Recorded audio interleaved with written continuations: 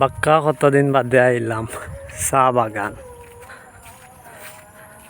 আইয়া তো খুবই ভাল লাগে, সুন্দর লাগে এবং কি কিছুটা অবাক হইলাম, কারণ চা বাগানও এই যে একটা নতুন রূপ আইছে, এই রূপটা কিন্তু সবসময় দেখা যায় না। এই রূপটা বছরও একবারও আয়, আর এই সময়টা হইল মেঘর সময়। মেঘর সময় চা বাগানের যে অসাধারণ রূপ পায়, এই রূপটা কিন্তু সব সময় পাওয়া যায় না। বছরও শুধু বর্ষাকালে পাইব, মেঘর যে টাইমটা আছে ওই টাইমে এই যে সুন্দরতা চা বাগানোর, এই সুন্দরতা পাইবা। দেখলাম কত সুন্দর লাগে, অসাধারণ, যা মুখর ভাষায় প্রকাশ করার মতো না, বা মোবাইলের মাধ্যমে কতটুকু বুঝবা এই সুন্দরতা বুঝলাম না। কিন্তু এক কথায় হইল গিয়া অসাধারণ, অসাধারণ, অপরূপ, অপরূপ, যার তুলনা হয় না।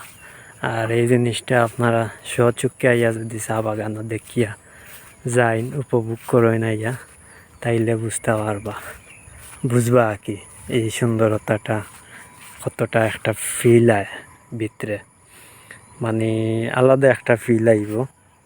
সুন্দরতা, মনোমুগ্ধকর যে দৃশ্যগুলো আছে, এই দৃশ্যগুলো চোখকে যখন দেখবা তখন ভিতরে আলাদা একটা সুন্দরতা কাম করবো। আপনার যত দেখবা খালি দেখতে মন চাইব, যে আরও দেখতাম, আরও দেখতাম, ওরকম। দেখলেন